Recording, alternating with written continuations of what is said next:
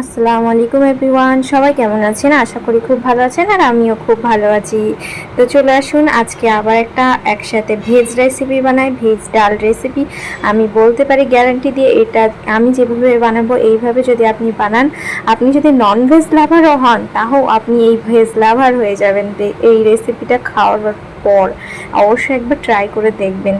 তো তার জন্য আমি 1 কাপ পরিমাণ ডাল নিয়ে নিয়েছি, মুসুর ডাল। সেটাকে সুন্দরভাবে ধুয়ে নিতে হবে, মানে যত সময় ওটা থেকে একটা পরিষ্কার পানি না হয় তত সময় ধুয়ে নেবেন। তারপর প্রেশার কুকারে দিয়ে দেবেন ডালটা, অল্প পানি দিয়ে দেবেন, ডালটা যাতে ডুবে যায়।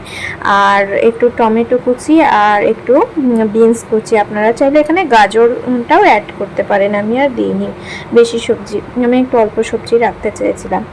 ঠিক আছে, এই দুটো উপাদান দিয়ে নিলাম। তো তারপরে অল্প একটু লবণ হলুদ দিয়ে দিব, দিয়ে আমি প্রেশার কুকারটাকে গ্যাসের চাপিয়ে এটাকে 3 থেকে 4টে সিটি দিয়ে সিদ্ধ করে নিব। তো সুন্দরভাবে আমি দিয়ে নিয়েছি, দেখুন আস্তে আস্তে করে দেখে। এরপরে এটাকে আমি সিদ্ধ করে নিলাম সিটি দিয়ে, সেটা আর দেখালাম না। তো তারপরে আমি পেঁয়াজ রসুন আর লঙ্কাটাকে খুব সুন্দরভাবে লাল লাল করে ভেজে নিব। আর হ্যাঁ, এই পেঁয়াজ 3টে একসঙ্গে দেবেন না, আগে হচ্ছে রসুন আর লঙ্কাটা ভেজে নেবেন, কারণ ওই দুটো লাল হতে একটু টাইম নেয়। তারপরে পেঁয়াজটা দেবেন, 3টে একসঙ্গে দিলেই কিন্তু পেঁয়াজটা পুড়ে যাবে। তো তারপরে আমি জিরা আর সর্ষে ফোড়ন দিয়ে নিলাম। তো এই যে এগুলোকে সবগুলোকে এবার সুন্দরভাবে লাল লাল করে ভেজে নিতে হবে। এবার আমি এই যে সিদ্ধ করে নেওয়া প্রেশার কুকারটা খুললাম, কিছুটা টাইম রেখেছিলাম সিদ্ধ করার পরে, সঙ্গে সঙ্গে খুলিনি, একটু লেট করেই খুলেছি। তো দেখুন কত সুন্দর সিদ্ধ হয়ে গেছে ডালটা, দেখেই বুঝতে পারছেন একটা ডালও আস্ত নেই।